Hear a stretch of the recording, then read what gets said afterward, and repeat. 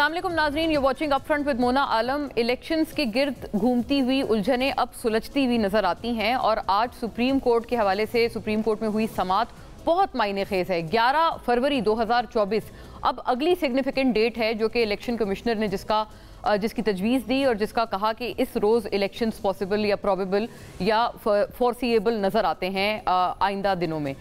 इस हवाले से सुप्रीम कोर्ट ने जो बात की नाजरीन, बहुत अहम नुकात हैं, मैं आपको बताऊंगी ज़रूर, लेकिन नोटवर्दी बात इसमें यह है कि सदर मुमलिकत जनाब आरिफ अलवी साहब, उनसे मुशावरत क्या की गई या नहीं की गई, ये इतना मायने खेज सवाल है कि जिसके ऊपर पिछले कई महीनों से या तकरीबन साल भर से हुई हुई सियासत का महवर है।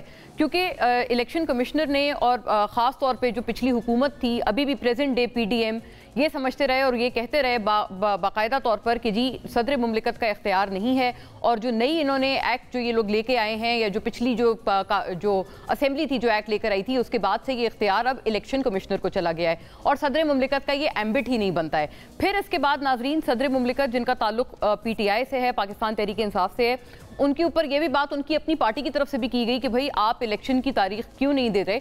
इस सिलसिले में कुछ माह पहले आपको याद होगा कि इलेक्शन कमिश्नर से एक जो मुलाकात है या मुशावरत है, उसकी ख्वाहिश का इजहार सदर मुमलिकत ने किया। उसके बावजूद हमने देखा कि इलेक्शन कमीशन की तरफ से उस ख्वाहिश के ऊपर जो एक लब्बैक कहना था वो नहीं कहा गया। इलेक्शन कमिश्नर ने नई मुलाकात की सदर मुमलिकत से, और on the other hand, on the contrary, जो दीगर ममालिक के जो डिप्लोमेट्स हैं उनसे मुलाकात करते हुए और मुलाकातें करते हुए इलेक्शन कमिश्नर नजर आते रहे।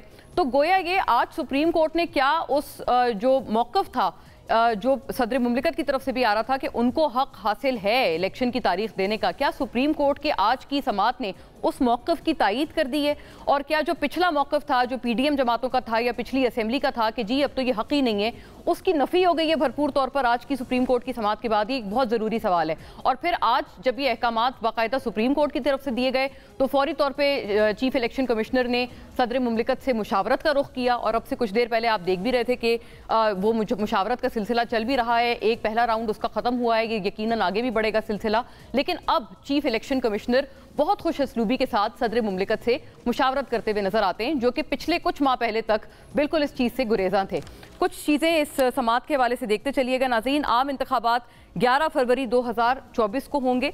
आम इंतखाबात 90 रोज़ में कराने के लिए दायर दरख्वास्तों पर समात के दौरान इलेक्शन कमीशन ऑफ पाकिस्तान के वकील ने कहा कि 11 फरवरी को इलेक्शन करा देंगे।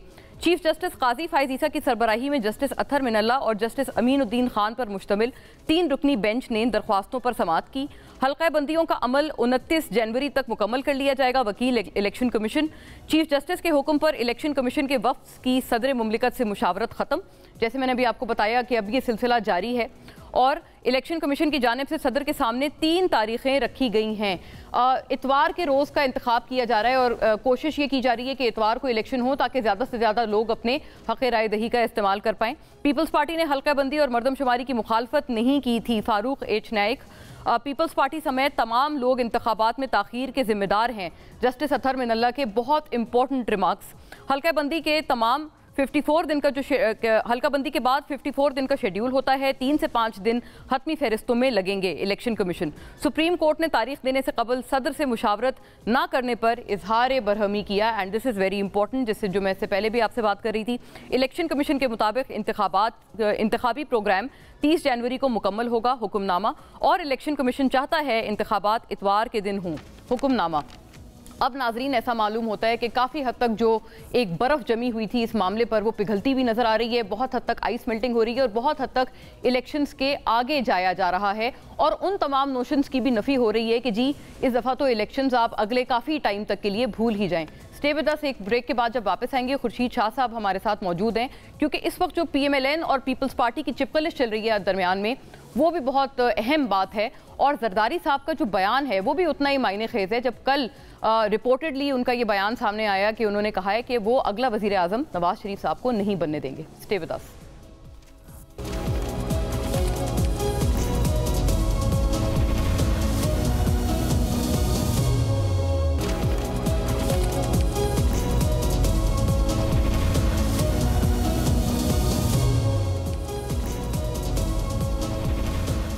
वेलकम बैक नाजरीन। इस बहुत अहम मामले पर अब रोशनी डालते हैं। 11 तारीख की अब सुना है कि तारीख दे दी गई है बाकायदा तौर पर 11 फरवरी 2024। क्या वाकई तमाम जो जमातें हैं इसके ऊपर इकट्ठी होंगी? ये एक बहुत ज़रूरी टॉपिक है। लेकिन इसके अलावा जो चिपकलिश है नाजरीन पाकिस्तान पाकिस्तान मुस्लिम लीग नून और पाकिस्तान पीपल्स पार्टी में, वो खासी अहम है जरदारी साहब के कल के बयानात के बाद। क्या वाकईतन वो नवाज शरीफ साहब का रास्ता रोकने वाले हैं वजीर आजम बनने के लिए? और ये जो फॉर्मर एलाइज थे जो कि अब से कुछ टाइम पहले तक एक बहुत अच्छे इत्तेहाद में खुश असलूबी से हुकूमत ख़त्म करती हुई और अपनी जो मुद्दत है उससे कुछ रोज़ पहले असेंबली रैपअप करते हुए नजर आए हैं, उनको अचानक क्या हो गया है? तमाम इस मामले पर नाजरीन बात करने के लिए आज इस खुसूसी नशिस्त में हमारे मौजूद हैं जनाब सैयद खुर्शीद शाह, पाकिस्तान पीपल्स पार्टी के एक बहुत नज़रियाती लीडर और साबिक former federal minister as well as former opposition leader of the national assembly. Shah साहब, आपको बहुत बहुत खुशामदीद और आपके वक्त का बहुत शुक्रिया। सर, जरदारी साहब का जो तहलका खेज बयान है उसके ऊपर पहले थोड़ा तबसरा फरमा दें कि जहां पर वो ये कहते हैं कि शहबाज शरीफ साहब जब वजीर आजम बने थे तो वो उनकी मदद से, जरदारी साहब की मदद से बने थे। कल से ये बयान चल रहा है, आपका इस पे व्यू बड़ा ज़रूरी है। और साथ साथ उन्होंने ये भी कहा है कि शहबाज शरीफ साहब ने इसके बावजूद आवाम के लिए कुछ नहीं किया, तो गोया मायूसी का इजहार किया है आसिफ अली जरदारी साहब ने इस बात पे। देखें, इसमें तो कोई शक नहीं है कि अगर पीपल्स पार्टी नहीं होती तो ये कुछ नहीं होता। पीपल्स पार्टी से मिलकर ये सारा काम हुआ था। मगर एक बात मैं बता दूं कि हमें एक दूसरे का एहतराम करना चाहिए। हमें चाहे किसी पार्टी का क्या नजरिया हो, सोच हो, फलसफा हो, अपनी जगह पे एहतराम होना चाहिए। हम सारी पार्टियां कल तक साथ थे, आज भी मुखालफत में है। नेचुरली हर पार्टी ने अपने अपने रास्ते ढूंढ लिए हैं। अगर ये अब हम कह दें, जैसे अभी युवा की तरफ से काफी बातें हो रही है कि पीपल्स पार्टी का बहुत बड़ा फेलियर है, 2.5 महीने हुए हम निकले हैं, क्या हमारा फेलियर है, क्या हमारा फेलियर नहीं है? हम सब एक कश्ती में थे। उतरने के बाद किसने क्या गलती की, क्या किसी ने गलती नहीं की, अब अलग बात है। अब नई सियासत है। हम सिर्फ ये चाहते हैं कि इस मुल्क में इलेक्शन हो और इलेक्शन में फेयर फ्री प्लेटफॉर्म होना चाहिए, लेवल प्लेइंग फील्ड होनी चाहिए, सबको मिलकर इलेक्शन लड़ना चाहिए। क्योंकि अगर कोई इलेक्शन जीत के भी आएगा, चाहे वो पीपल्स पार्टी हो, चाहे मुस्लिम लीग हो, चाहे कोई और जमात हो, उनको जरूरत पड़ेगी एक दूसरे की। अगर हमने लड़ाइयाँ झगड़े पहले से शुरू कर दी, अब ये डिपेंड करता है जो इलेक्शन कमीशन इलेक्शन करा रही है वो किस हद तक सिंसियर है इस मुल्क में इस इलेक्शन के रिजल्ट को माना जाए। अब ये उनके बाल कोर्ट में है, वो कोशिश करें कि election fair free transparent. Right Shah साहब, आप अहम बात आपने की है। ठीक है, ये आप सही, आप ओनस भी ले रहे हैं इस बात का कि आप तमाम जमातें एक कश्ती में सवार थे। लेकिन जरदारी साहब का जो ये मौक़िफ़ है, ये तमाम जो चैनल्स हैं वो चला रहे हैं, मैं उनको एट्रीब्यूट करके ही आपसे ये सवाल पूछ रही हूँ। तो क्या इस बयान में कोई हकीकत है? और साथ साथ उन्होंने ये बात भी की है कि मतलब नवाज शरीफ साहब के हवाले से भी उन्होंने कहा है कि आइंदा वो दिनों में उनको एटलीस्ट आने वाला PM नहीं बनने देंगे मुल्क का। और ऐसे में अगर आप लेवल प्लेइंग फील्ड का चूंकि पहले भी गिला किया है पीपल्स पार्टी ने, तो बिलावल साहब के चांसेस कितने ज्यादा हैं कि he will make it to the prime minister slot? क्योंकि पीपल्स पार्टी तो मुतअद्दिद मरतबा कह चुके हैं कि जी इस वक्त तो लेवल प्लेइंग फील्ड सिर्फ नून लीग के पास है।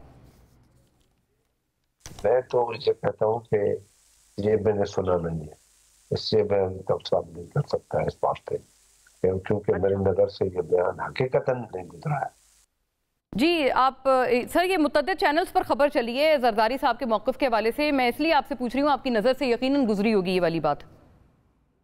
मैं तो आपसे सुन रहा हूँ अभी। हाँ, वैसे मुझे एक चीज मालूम नहीं। असल में बात ये है कि कुछ ऐसी बातें जरूर हुई है, मुस्लिम लीग नून की तरफ से कही गई है उठते ही, ये फलाने का फेल्यूर था, ये फलाने का फेल्यूर था, हमारा कोई ताल्लुक नहीं है। तो उसका रिएक्शन तो हो सकता है अगर हमसे अगर हमसे हिसाब मांगना है पीपल्स पार्टी पे, तो 2008 से 13 की जो हमारी हुकूमत थी 5 साल की, उसका हिसाब बिल्कुल मांगा जाए हमसे, हमने क्या किया क्या नहीं। मुझे चीज है, बाकी तो हम 16 महीना गुजार के साथ आए हैं। अच्छा, ये आपने अहम बात की है शाह साहब, आपने कहा है अगर आपसे हिसाब मांगना है तो आपसे 2008 से 13 तक की हुकूमत का मांगा जाए, जब होली सोली पीपल्स पार्टी की हुकूमत थी। ठीक बात है, अभी तो आप अलायंस में थे, लेकिन सर उस वक्त तो PMLN ये कहते थे, जब उन्होंने 2013 में हुकूमत ली तो उन्होंने कहा आपने तो दिवालिया हुआ हुआ पाकिस्तान उनको दिया, आपने लोड शेडिंग से और दहशतगर्दी से भरा हुआ पाकिस्तान उनको टूटी फूटी हालत में दिया। और फिर यही डार साहब भी कई मरतबा कहते थे, जब वो उस टाइम वजीर खजाना थे, कि ये तो हम लोगों ने आके इसको संभाला। तो उस वक्त भी आपके ऊपर ये ऑब्जर्वेशंस लगाई जाती थी सर, कि 2008 से 13 तक भी आपकी या पीपल्स पार्टी की ये कारकर्दगी थी। देखें, अब मैं फिगर्स पे जाना चाहूँ, ये इल्जाम तराशियां हम लोगों को बहुत दूर ले जाएंगे, जो हम दूर होने नहीं चाहते। देखें, उस वक्त डॉलर कितने का था, एनालिसिस कर लें, गंदम कितने की थी, एनालिसिस कर लें, चावल की दूसरी कम्युनिटी कितने की थी, एनालिसिस कर लें, 12 को 13 का था, 13 को 14 का था। और उसके बाद सिंपल सी बात है कि जो भी हुकूमत आती है वो ऐसा ही बोलती है कि हमें तो ये मिला जी। हाँ, इमरान आया, उसने कहा हमें तबाही मिली, कुछ नहीं था, अब 3 महीने में ये कर दूंगा, 1 महीने में ये कर दूंगा। चलो, उसने तो जो भी कुछ किया या नहीं किया तो एक अलग बात है। पर मैं इनसे ये पूछना चाहता हूँ कि जब पीपल्स पार्टी ने 94-95 में 5000 मेगावाट का एग्रीमेंट किया था, वो 2.5 सेंट में, 2.5 सेंट तब कीमत थी 28 रुपए का। आप अंदाजा कर सकते हैं कि कितने का डॉलर था। और 20 साल का एग्रीमेंट था, 10 साल के अंदर 20,000 मेगावाट होती, और रेलवे लाइन पोर्ट से तक पड़ रही थी, और थर्मोकोल में कारखाने लग रहे थे बिजली के। और इन लोगों ने थर से बजाय कोयले के कारखाने साहिवाल में और अपना नंदीपुर में लगाए, और जो सारे बंद हो गए हैं। अब मसला ये इल्जाम तराशियों का नहीं है, मसला है मसले का हल निकालना। हल ये है कि हम इल्जाम तराशियों के बजाय, हम एक दूसरे को कम नीचा दिखाने के बजाय, अब वक्त है कि हम अपने आप को सब नीचे दिखाएं और आवाम के मसाइल को ऊपर दिखाएं और उस पर मिलकर बात करें।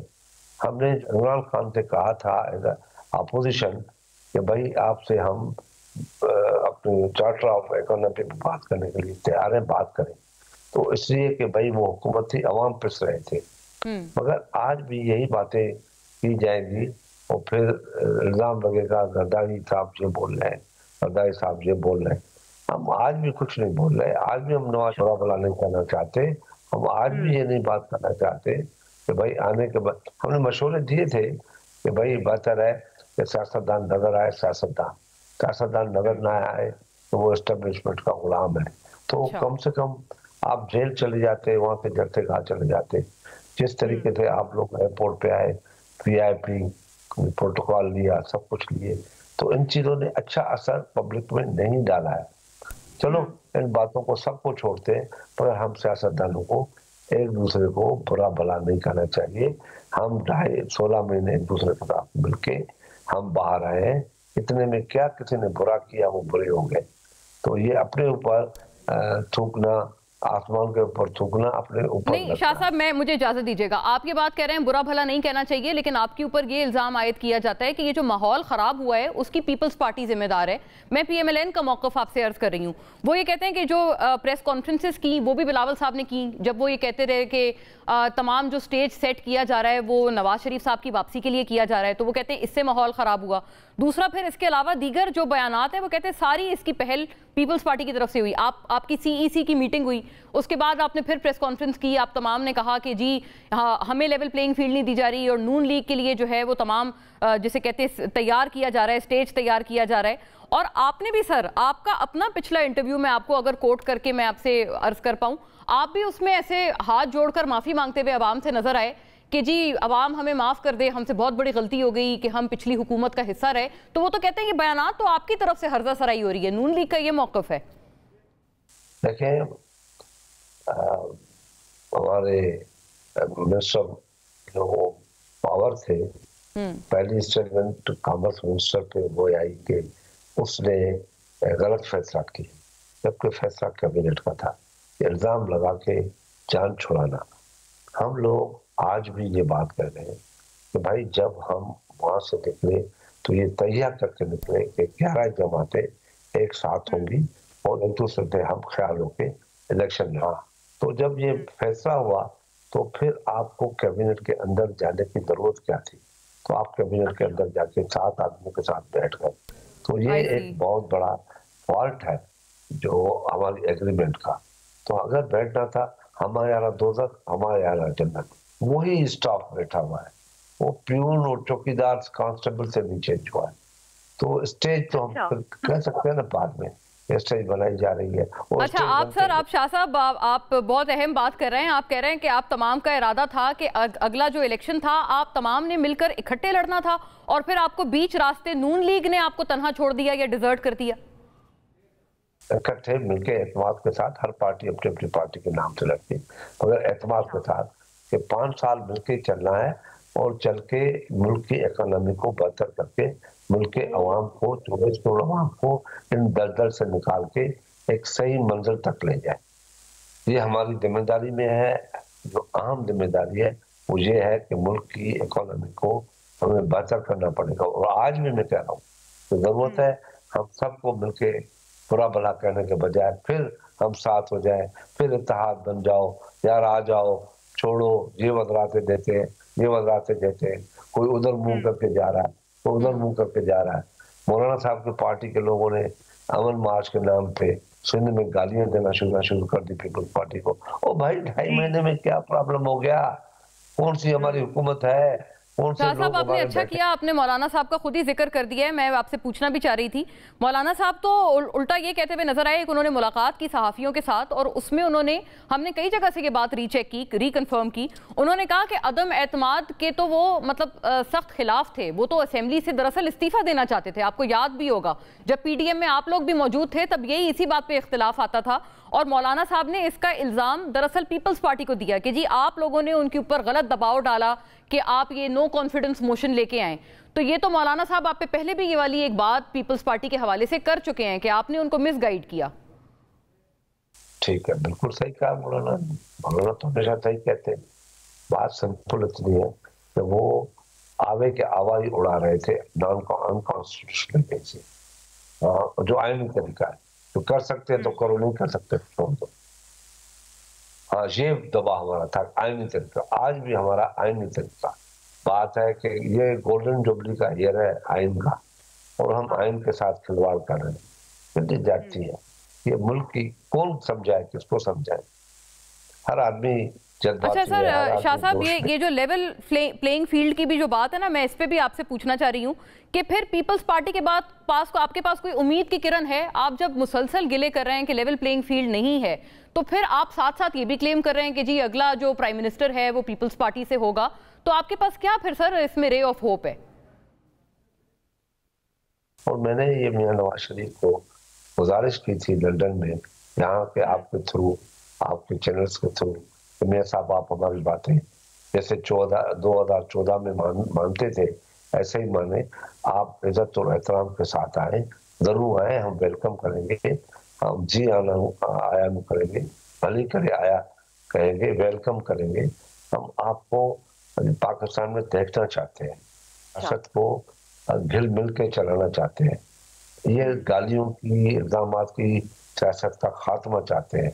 आप आए, बड़े बन जाएं, बड़े बन के एक अच्छा किरदार अदा करें और हुकूमतों में आने से पहले जितने अपने बंदे निकल जाओ और चल के जाके इलेक्शन की तैयारियां करो। मगर वो नहीं हुआ।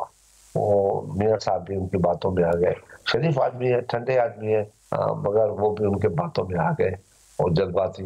ये बहुत अहम बात है सर, ये इस पे जरा मजीद क्लैरिटी ले आए हम तमाम के लिए कि शाह साहब आप कह रहे हैं बातों में आ गए, किसने वर्गलाया या आपके व्यू में किसकी बातों में आ गए नवाज शरीफ साहब?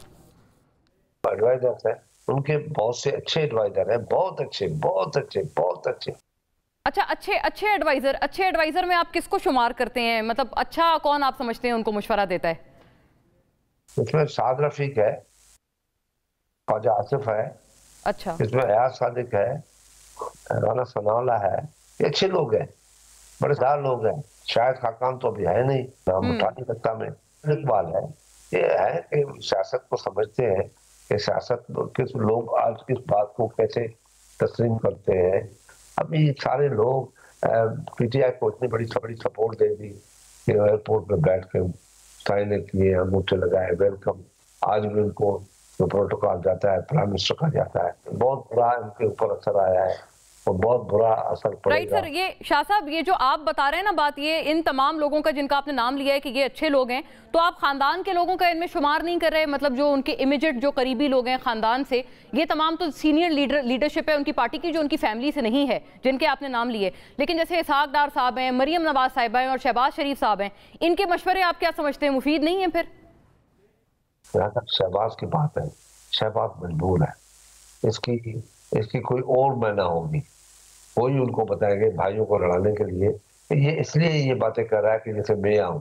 हाँ। शहबाज को मैं आने की जरूरत नहीं है और भाइयों का आपस में बड़ा अच्छा रिलेशनशिप है, हम लड़ाना भी नहीं चाहिए।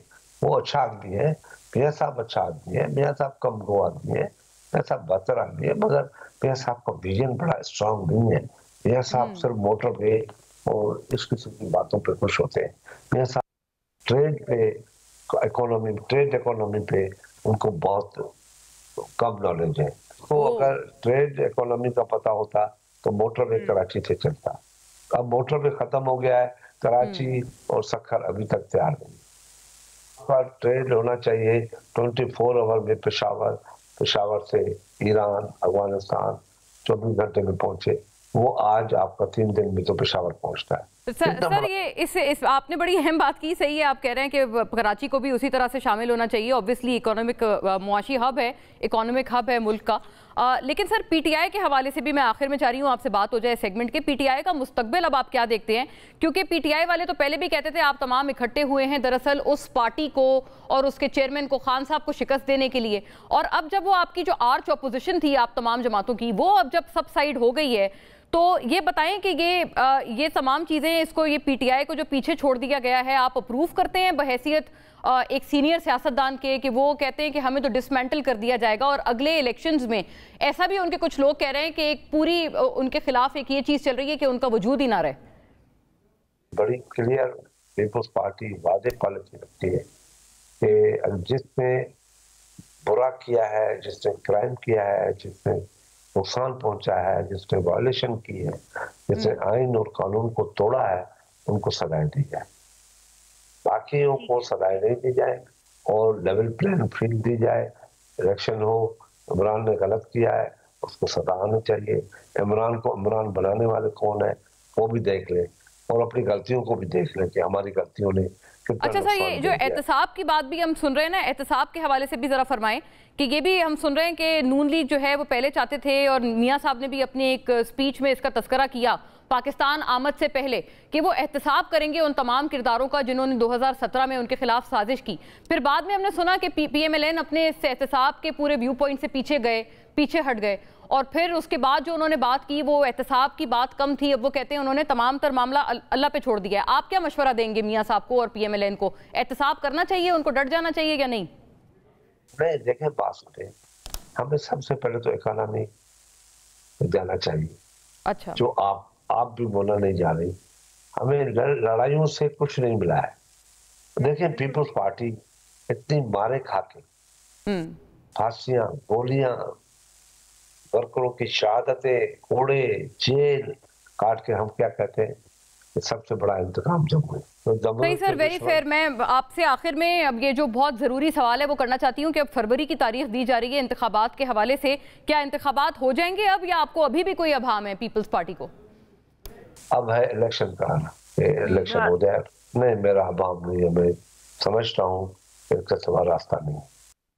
राइट, थैंक्स अलॉट शाह साहब, आपके वक्त का बहुत शुक्रिया। बहुत अहम बातें नाजरीन हमने खुर्शीद शाह साहब से सुनी। प्रॉब्लम क्या है, लेकिन अभी भी वो ये कह रहे हैं कि PMLN ने उनको अकेला छोड़ा, कुछ मामला थे, कुछ कमिटमेंट्स थी वो पूरी नहीं की, लेकिन अभी भी वो लुक फॉरवर्ड करते हैं कि तमाम जमातें मिलकर इकट्ठी होकर मईशत के लिए काम करें। बहुत इंपॉर्टेंट और कैटेगोरिकल रिमार्क है। स्टे विद अस, जब वापस आएंगे तो हमारे साथ पैनल हमारा मौजूद होगा और उसके साथ हम बात करेंगे कि इलेक्शंस का इनेकाद, तमाम क्या पार्टीज अब इलेक्शन मोड में जा रही हैं या अभी भी इसके ऊपर कोई रिजर्वेशंस मौजूद हैं। Stay with us.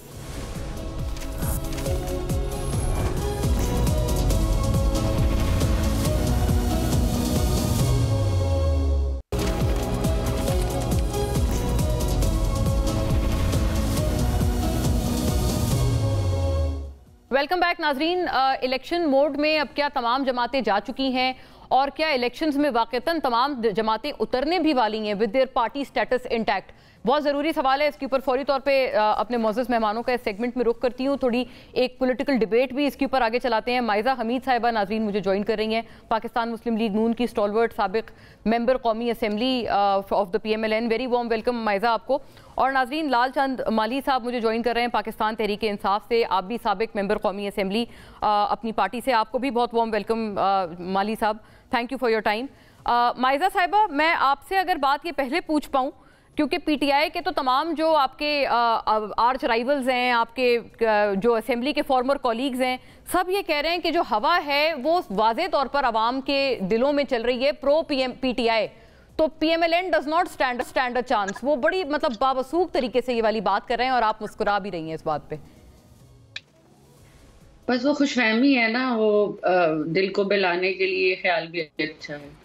बात ये है कि आपको पता है कि PMLN के जो हैं मेंबर्स, PMLN की लीडरशिप जो है वो सब रेडी है। मीनार पाकिस्तान पे जो 21 अक्टूबर को जलसा हुआ, उसमें पूरे पाकिस्तान के लोग मियां नवाज शरीफ साहब को वेलकम करने आए और हजारों और लाखों की तादाद में आए, और बहुत से लोग अभी जो है वो पहुंच नहीं पा रहे थे। तो पूरा एक्सप्रेसवे, पूरी GT रोड सब जो है वो चोक्ड थी। तो ऐसे लीडर के लिए जो है अवाम आई है और वो फील करते हैं कि जो इक्तिसादी हालत पाकिस्तान की हो गई है उससे नवाज शरीफ साहब ही हमें बचा सकते हैं।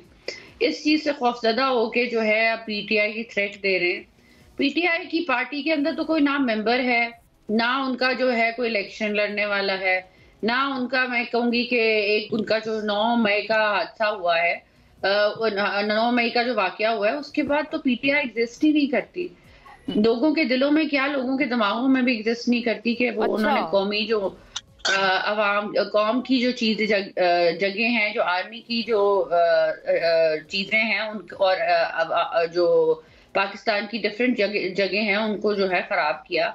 उन्होंने आर्मी को जो है सोशल मीडिया पे बदनाम करने की कोशिश की। तो मैं ये समझती हूँ कि ऐसी दहशतगर्द पार्टी के साथ कोई भी नहीं है। हर मुहिब्बे वतन पाकिस्तानी इस वक्त PMLN के साथ खड़ा हुआ है। हर मुहिब्बे वतन पाकिस्तान। बहुत स्ट्रॉन्ग आपने स्टेटमेंट दी है माइज़ा साहिबा। आप कह रही हैं कि उसके एपिसोड के बाद से जो लोग थे वो भी जा चुके हैं। माली साहब, ये बात दुरुस्त है? क्या आप इस बात से इत्तेफाक करेंगे? क्योंकि मियां जावेद लतीफ साहब भी कुछ ऐसी मिलती जुलती बात ही करते हुए नजर आ रहे हैं और वो भी अवामी हिमायत का वो भरपूर दावा कर रहे हैं PMLN के हक में। वो उन्होंने ट्वीट करके ये बात की है। उन्होंने कहा अल्लाह ताला के फजलो करम से मुस्लिम लीग नून अवाम की भरपूर हिमायत, अवाम के वोट भारी मैंडेट से इलेक्शन में कामयाबी हासिल करेगी। और नाजरीन ये देख सकते हैं अवाम के एतमाद से मियां मोहम्मद नवाज शरीफ चौथी बार वजीर आजम मुंतखब होंगे। मुआशी बहाली और तरक्की का आगाज होगा, खुशहाली का दौर, और 2017 का पाकिस्तान वापस आएगा। तो ये तमाम चीजें वापस आने वाली हैं माली साहब।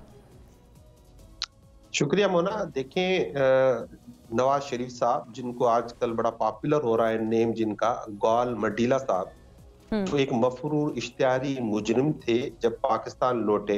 और जिस तरह माइज़ा साहिबा फरमा रही हैं कि उनका बड़ा जलसा हुआ, तो अवाम तो उम्मीद कर रहे थे। नहीं थे ना, मुल्क की औलाद को तो नहीं जलाया था ना, पाकिस्तान आर्मी के जो है खराब तो नहीं किए थे ना।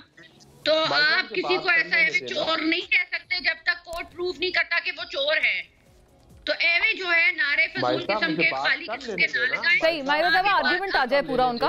आप जवाब दीजिएगा, बिल्कुल दीजिएगा। नहीं, आप किसी को चोर नहीं कह सकते। आप उस बंदे को दहशतगर्द कह सकते हैं जिसने पाकिस्तान आर्मी को बदनाम किया, सोशल मीडिया पाकिस्तान को बदनाम किया। बात कर ले तो मैं कर लूंगा, बात कर कह सकते हैं जिसने अरबों रुपया पाकिस्तान का लूटा। और ठीक है, वो दोनों का मौक़िफ़ आ जाए माइज़ा साहिबा, मौक़िफ़ आ जाए। आप बिल्कुल जवाब फरमाइएगा। पाउंड का जो है वो घपला किया। जी माली साहब, क्या वाकई आप समझते हैं कि वो 9 मई का जो वाकया है, ये लोग क्लेम करते हैं PMLN वाले, आपके तमाम साथी, कि वो गेम चेंजर है? मैं कंटिन्यू करता हूँ कि अगर अवामी हिमायत होती तो जो उनका पहला जलसा था जिसकी ये कह रही है कि वो बड़ा तारीखी था, तो उसमें आके वो इलेक्शन का मुतालबा करते, वो उसमें आके सिविलियन सुपरमेसी का मुतालबा करते, वो आके कहते कि इलेक्शंस फौरी तौर पर मुल्क में कराए जाएं, वो आकर कहते कि पूरे पाकिस्तान में सब सियासी पार्टियों को लेवल प्लेइंग फील्ड दी जाए, क्योंकि मैं तो बहुत मकबूल हूं। आज आप अगर देखें तो सुप्रीम कोर्ट मान गया है, इलेक्शन कमीशन मान गया है, अटॉर्नी जनरल मान गया है, सदर पाकिस्तान मान गया है, पूरा पाकिस्तान मान गया है कि इलेक्शन होना चाहिए। और आज सदर पाकिस्तान तो खैर सर आपकी जमात से है ना, वो तो हमेशा से पहले से ये कह रहे थे और उनकी शायद ख्वाहिश भी थी, लेकिन उन्होंने शायद डेट पता नहीं क्यों नहीं दी। जानिब से देखिए नवाज लीग की जानिब से अभी तक एज सच बड़ी लीडरशिप से, वो शहबाज शरीफ हो, वो नवाज शरीफ हो, वो मरियम नवाज हो, आज उनका ट्वीट नहीं आया कि वो वेलकम करें सुप्रीम कोर्ट के फैसले को और कहे कि ये इलेक्शन फौरी तौर पे होना चाहिए। इनको अवामी हिमायत है तो इनको खौफ क्यों है इलेक्शन से, ये भाग क्यों रहे हैं इलेक्शन से। हाँ, दूसरी बात माहिदा ने बिल्कुल ठीक की कि 9 मई के वाकयात को बुनियाद बनाकर पाकिस्तान तहरीक इंसाफ को खत्म करने की कोशिश की गई है। इमरान खान साहब पे झूठे मुकदमात, शाह महमूद कुरैशी पे झूठे मुकदमात कायम किए गए हैं और हमारी लीडरशिप को अगवा बराए बयान के लिए उठा लिया गया है। हमारी लीडरशिप को अपना फेयर ट्रायल नहीं मिल रहा, ह्यूमन राइट्स की वायलेशन बहुत ज्यादा हो रही है। कम से कम इस बात से मैं माइजा की जरूर इत्तेफाक करता हूँ। ठीक है, ये मैं आगे ले जाती हूँ, बहुत अहम बात की है माइजा साहिबा। लालचंद साहब मिस कर रहे हैं कि आपकी जमात की तरफ से, आपकी लीडरशिप की तरफ से किसी ने ट्वीट करके वेलकम क्यों नहीं किया आज सुप्रीम कोर्ट के समाअत को, और अभी भी वो कह रहे हैं कि वो जो नारे थे और इलेक्शन का मुतालबा भी नहीं किया, सिविलियन सुप्रीमेसी से भी वो कह रहे हैं दूरी नजर आई मियां साहब की पहले अपने 21 वाले अपने खिताब में उनकी। ये बातें सच है? देखिए मोना, हम लिख के दें कि हमें इलेक्शन जो हैं वो मंजूर हैं, जिस डेट पे इलेक्शन कमीशन कराने देता है, जिस तरह निकाहनामे पे साइन होता है, हम उस तरह साइन करके दें कि हमें इलेक्शन मंजूर है। मुझे तो समझ नहीं आ रही। कभी कोई कहता है हम डेट के लिए प्रेशराइज नहीं कर रहे, कभी कोई जब इलेक्शन की डेट अनाउंस होती है तो आप कहते हैं हमें लिख के दें आप लोग डेट इलेक्शन के लिए तैयार है। मुझे तो ये इतनी फनी बात लगती है मोना। हम इलेक्शन के लिए तैयार हैं। 21 अक्टूबर को आपने अवाम का जो भरपूर जो मियां साहब के साथ देखा, यूनिटी देखी, वो सारा कुछ शो करता है कि हम। आप मुझे ये बता दें मियां साहब वापस क्यों आए हैं? वो इसीलिए आए ना इलेक्शन के लिए में भरपूर हिस्सा लें, और इसीलिए आए ना कि भरपूर किस्म के जलसे करें। वो इसीलिए आए ना PMLN को लीड करने के लिए आए हैं। जहां तक आप कह रहे हैं गलत केसेस की बात है तो, और ह्यूमन राइट्स की बात है, तो ह्यूमन राइट्स कहाँ थी जब राना सनाउल्लाह को, ख्वाजा आसिफ को, शहबाज शरीफ साहब को, हमजा शहबाज को, मरियम नवाज साहिबा को 300 से 380 दिन, किसी को 500 दिन, किसी को 600 दिन जो है आपने जेलों में रखा। और इमरान खान साहब उस वक्त वजीर आजम थे। उस वक्त आपको जुल्म का आपको पता नहीं चला किसके कितना जुल्म हो रहा है। मतलब आपने मंशियात का इल्जाम लगा दिया जो एक बहुत संगीन इल्जाम होता है, और फिर आप लोग कस्में खाते रहे on the floor of the house. आपके तो गुनाह जो है, मैं गिनाना शुरू करूं तो माफी माजरत के साथ वो खत्म ही नहीं होते। अच्छा, तो माइजा साहब, लेकिन तो आप आज के फैसले को खुशाइन मानते हैं नहीं? क्योंकि माली साहब ने अपनी कमेंट यहाँ से शुरू किया था कि खुशी का इजहार नहीं हुआ ना नून लीग की तरफ से, जो आज 11 फरवरी की तारीख दी है। इंशाल्लाह हम मिठाइयाँ बांटेंगे जब मियां नवाज शरीफ साहब चौथी बार इलेक्शन लड़ेंगे। आप उसका वजीर आजम बनेंगे, आप उसका वेट करें। जी माली साहब, 9 नुकाती एजेंडा तो वैसे दिया था मियां साहब ने अपनी तकरीर में। आपने कहा वो 9 नुकाती एजेंडा जाहिर है माइदा साहब की इसी बात में तो वेट है ना कि वो जो पाकिस्तान आए हैं इलेक्शन लड़ने के लिए आए हैं ना, अपनी पार्टी को लीड करने आए हैं। मोना, एक बात सुन ले, आज सुप्रीम कोर्ट का फैसला है वो बहुत अहम है, सिर्फ इलेक्शन करवाने के हवाले से नहीं है। वो एक और बहुत बात भी साबित हो गई है। आज हम कह रहे थे कि आइन सुप्रीम है और ये PDM वाले कह रहे थे नहीं, हम जो एक्ट हम पास कर रहे हैं, जो कानून पास कर रहे हैं वो सुप्रीम है। और उन्होंने इलेक्शन एक्ट में तरमीम की थी जिसको आज सुप्रीम कोर्ट ने मुस्तरद कर दिया, कहा कि आइन सुप्रीम है।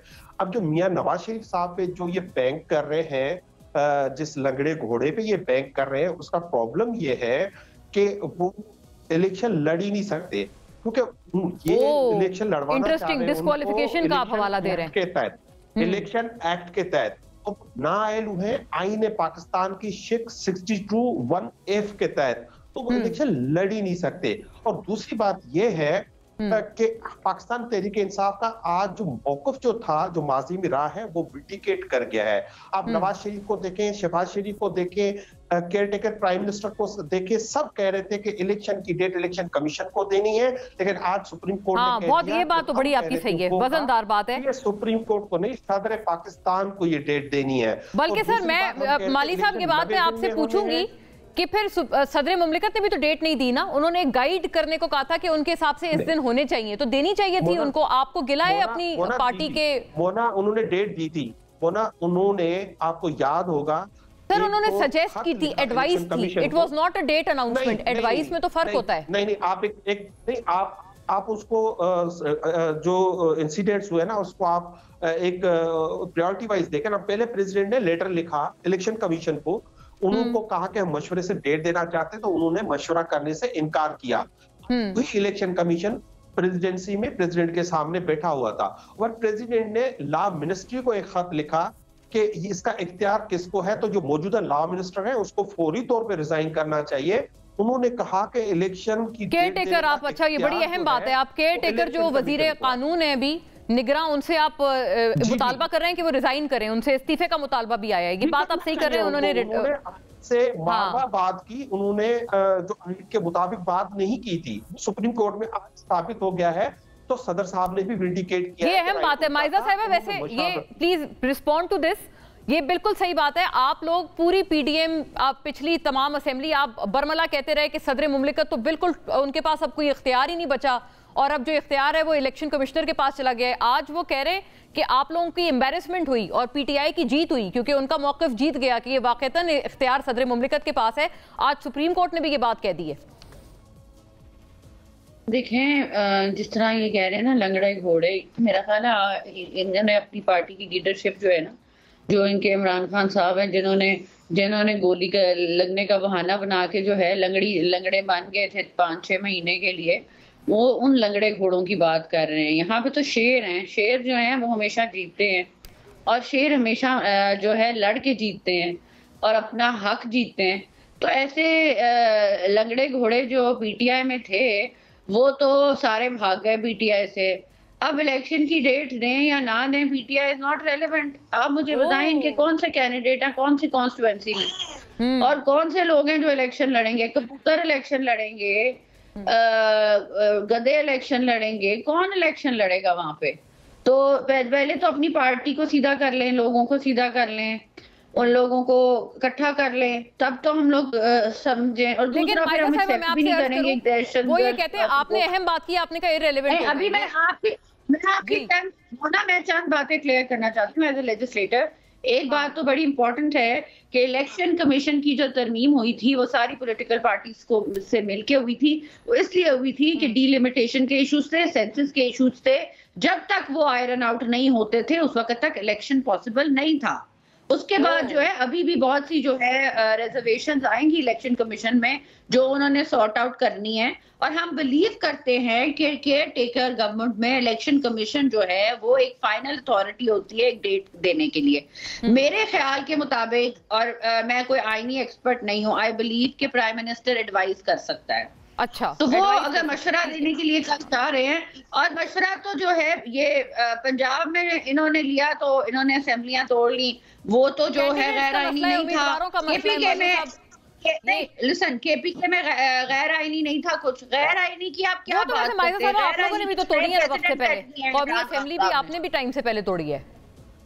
Right, I am being told to wind up. मैं बहुत इंटरेस्टिंग डिबेट है, but thank you to the lady and gentleman. आप दोनों को मुझे यही शुक्र पड़ेगा, वक्त मेरे पास चूंकि इतना ही था और इख्तिताम हो चुका है। थैंक यू फॉर वॉचिंग नाजरीन, बाय बाय।